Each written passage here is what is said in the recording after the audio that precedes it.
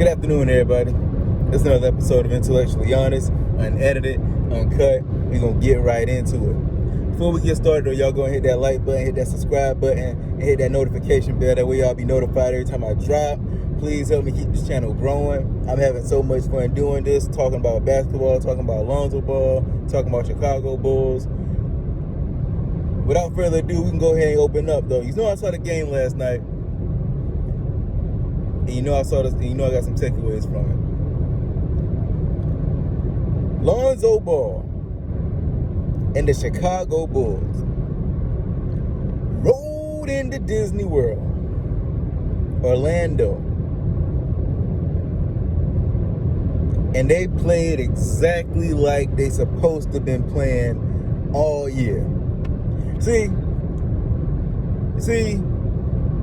I got the stats up. I'm getting to these stats real quick. But see, the thing I like about this game is different from the other nice blowout wins that they've had, is that this win looked the way it was supposed to look. Fast pace, ball movement, Lonzo Ball being the facilitator, playing all, it looked the way, Kobe White coming off the bench with 20 points in 24 minutes.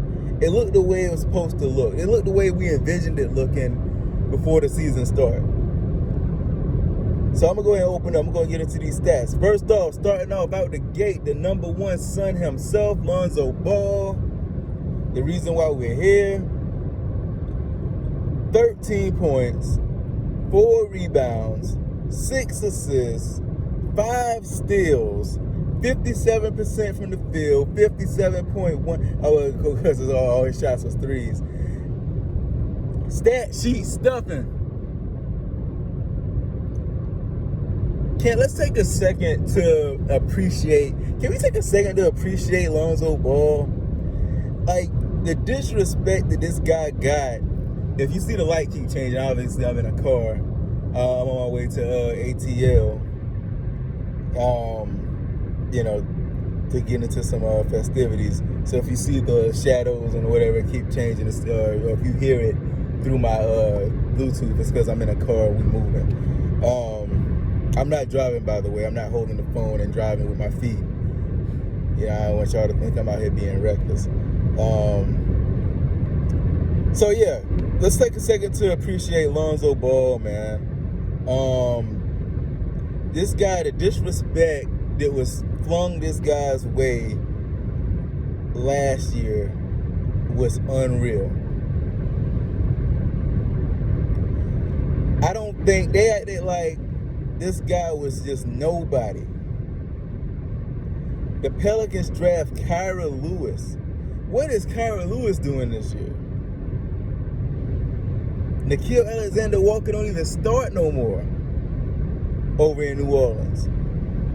You had teams saying, I seen other YouTubers for other teams, YouTubers that support and follow other teams saying that Lonzo Ball wasn't a point guard.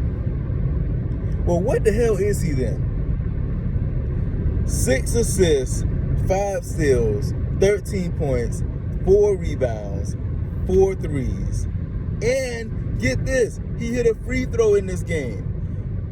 Whoa. He had the best plus minus. Even though I don't always understand how the plus minus works, it means something, I guess, that he had the highest plus minus in the starting lineup. Great game by Lonzo Ball. I think it's time for us to admit, not only because people walk a thin line with Lonzo Ball. I don't like it. They'll say, "Oh, well, he's not a bust. Oh, well, he's a good point guard. He's like a middle of the pack point guard." Nah, let's keep it 100. You know what I'm saying? Don't get it twisted like gravy without a biscuit. Lonzo Ball, it's time for us to admit that Lonzo Ball was well worth that second overall pick. Let's come on, we gotta give the man his props. Keep it 100. Because right now, if the draft was done today, I'm still taking Lonzo Ball over De'Aaron Fox. I'm still taking Lonzo Ball over Jason Tatum, and I'm a Celtics fan. I'm taking him over Tatum. I'm still taking, maybe not Mitchell, Donovan Mitchell. But I'm not taking Markelle Fultz either, so Donovan Mitchell would be the number one pick and Lonzo Ball would still be number 2. I think it's time for us to kind of like eat our words. Not us, the ones who knew this guy was good. But this is the first time that he's been on a team with a coach, at least verbally, said that, hey, we're going to build around you. We'll keep up with you. Now, they haven't been doing that all year, but they did it last night. Lonzo Ball, like Magic Johnson said, is one of the high. He's not a scorer. That's not his role. Magic Johnson said that Lonzo Ball has one of the highest IQs in the league. And when you see him do things, I know y'all saw the play. If y'all was tapped in, y'all saw the play where the ball was kind of like thrown to him, but it was kind of like overthrown. So he reached out, scooped it, and went right into it behind the back pass. Like, that's the kind of awareness that you get Lonzo Ball on your team for. Like, he's out there for his perception of the game, his ability to perceive things developing and capitalize on it. And that's why I had such a problem with the Bulls playing this slow down, isolation, half-court basketball crap, because you defeat the purpose of having Lonzo Ball on your team, and you playing in a style that only benefits 2 players, which is DeRozan and Zach. But last night, was not that. Last night, Lonzo Ball ran the show. He played the most minutes. He had the most assists. He had his hand. He had 5 steals. He literally had his hand 1, 2, 3, 4, 5 steals all over this game, man. That's a beautiful stuff. Moving on. Shout out to Lonzo Ball. Big ups. Vooch. 16 points, 8 rebounds, 3 assists, a block. 54% from the field, 25% from 3. A good game by Vooch. I'll say that, a good game by Vooch. Not a star game though. Like I think I can only count 2 games where Vooch looked like a star. Like, you gotta understand, this dude ain't just a good center. He's a star center. He's supposed to be an all-star center. Supposed to be one of the big 3. But even though we know who the real big 3 is, let's not kid ourselves. But Vooch, good game by Vooch. I'm not even gonna do that. Good game by Vooch. Positive 15 in the plus minus. I just wish he was hitting his threes a little bit more. Zach LaVine, 21 points, 4 rebounds, 5 assists, 57.1% from the field, 42.9 from 3. Typical game from Zach. He's a star. He's a scoring machine. He did his thing. He facilitated with 5 assists, crashed the boards with 4 rebounds, and of course he got them buckets. DeRozan, he had a great game also. 23 points, 5. See, when you play, and that's what I mean, when you play the way Zoe plays, 23 points, 5 rebounds, 4 assists. He wasn't really that efficient from the field overall, but he was 3 for 3 from 3. And he was 6 for 6 on the free throw line, positive plus minus. With 0 turnovers. Let's go, DeRozan. But yeah, what I was saying is when you play the way that caters to Zoe's style and his mentality, everybody benefits. Zoe doesn't want to go out there and score 30. All Zoe wants is everybody to keep moving. He needs options. Zoe is a facilitator. He needs options. And he runs fast. So all he wants is for his teammates to run with him. Don't be jogging. Don't be walking. Don't be ball watching. Move. And Zoe will find you, I promise. And as you can see, everybody ate. Everybody benefited. Go to the bench. Caruso, 4 points, 5 rebounds, 3 assists, 4 steals. He didn't score the ball a lot, but he did what he did. Caruso things. He had the second highest plus minus on the team behind the boy, Kobe White. Kobe White, he ain't right yet, but he getting there. 20 points in 24 minutes off the bench. That's what a lot of people said he was best suited for, which is that energy off the bench, that offense off the bench, and that's what he did last night. That was incredible to see, and I hope that I know he's kind of popped up in trade rumors. It's like, I guess you can trade him because, you know, you got DeSumo, Caruso, and all these guys off the bench that are giving you good production, so you don't really need Kobe White. But none of them guys can, maybe DeSumo in the future, but none of them guys right now can score the way Kobe White can score.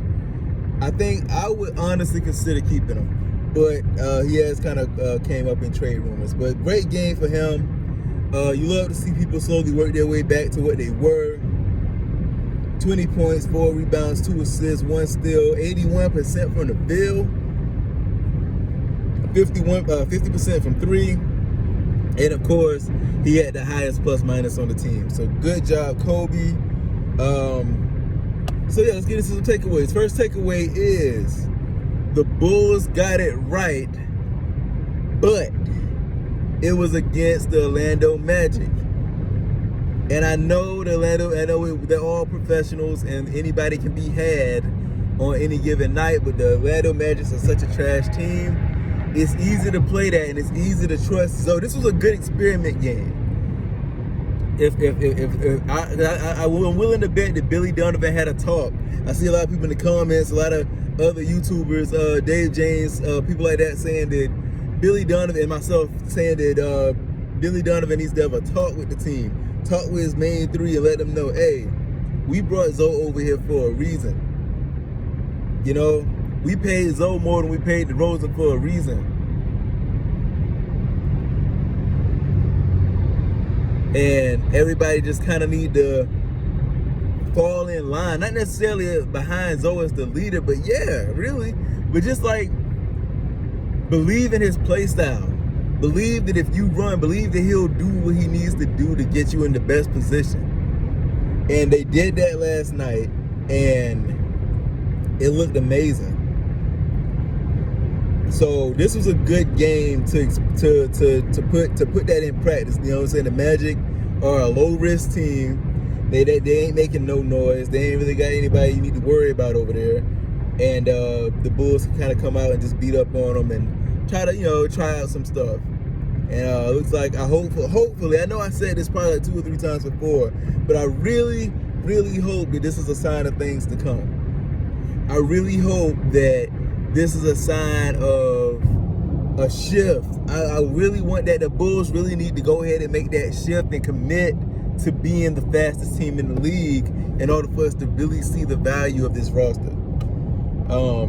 So that's my first takeaway. This was a good game, but it was against the Magic, and they will be tested because I think they staying in Miami tonight. I mean, they staying in Florida tonight because they got to play the Miami Heat. Yeah, so they staying in Florida, so they don't got to travel too far.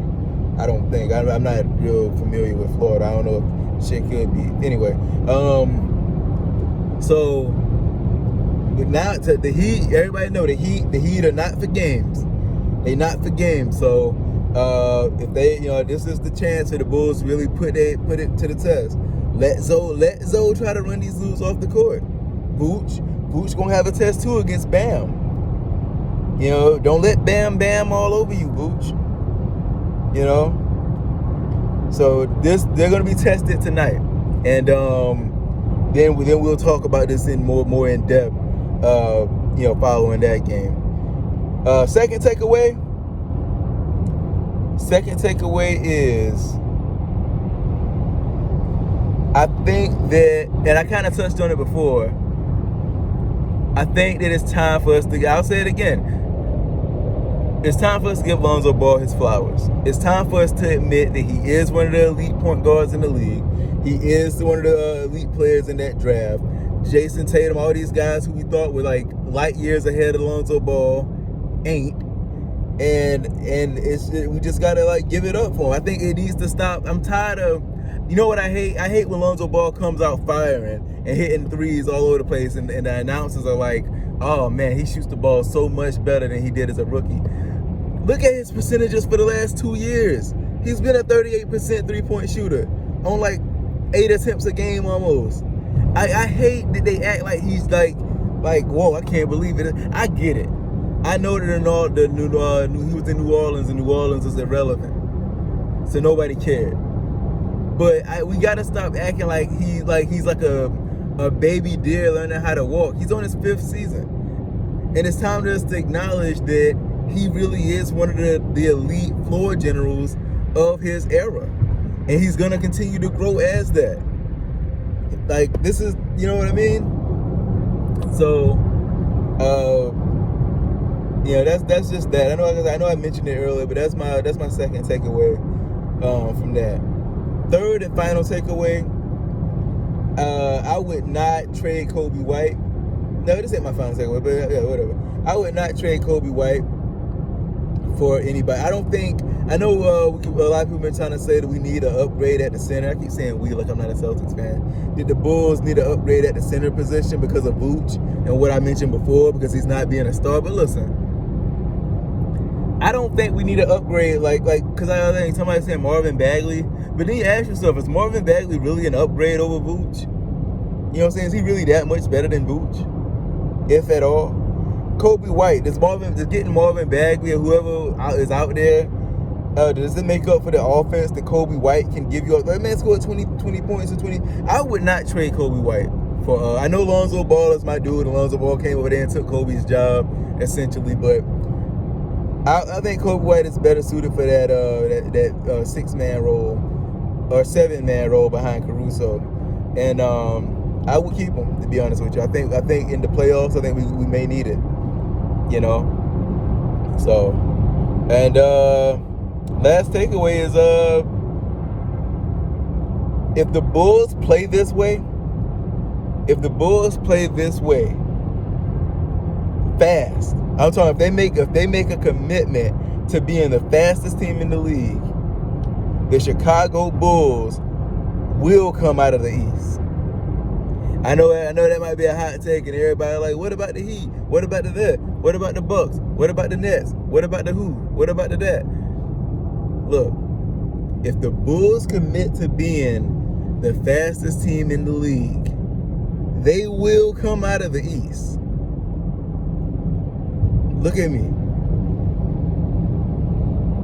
Look, I'm not saying it again. The Bulls will come out of the East if they commit. They have, name a team like what we saw last night. If you really let Lonzo Ball open up and do his thing, name a team that can match that. The Nets they've gotten it together, and they're like, I think they're still at the top of the East right now technically. But the Nets don't look like they have the East on lock like they did last year. Like last year, the Nets kind of looked like, all right, who beating them really? But as we seen, Harden ain't Harden like how he normally is. And when that's the case, Durant can't win a series by himself. We've seen it. We've never seen Durant win a series by himself. I don't think he can do it. The Bucks, they look shaky. I know they just got Chris Middleton back, but we got to see how that looks. I really think, in my heart of hearts, this is not me capping. This is not me like trying to be controversial. I honestly think that if the Bulls commit to being the fastest team in the league, they're going to come out of the East. So, that's about it. This is another episode of Intellectually Honest in the books. I'm going to go ahead and wrap it up. And I'm going to catch y'all after this game tonight, after the Bulls come and attempt to run Miami off the floor. So, I'll catch y'all in the next one. Again, like, comment, subscribe, and hit that notification bell, please. Thank you.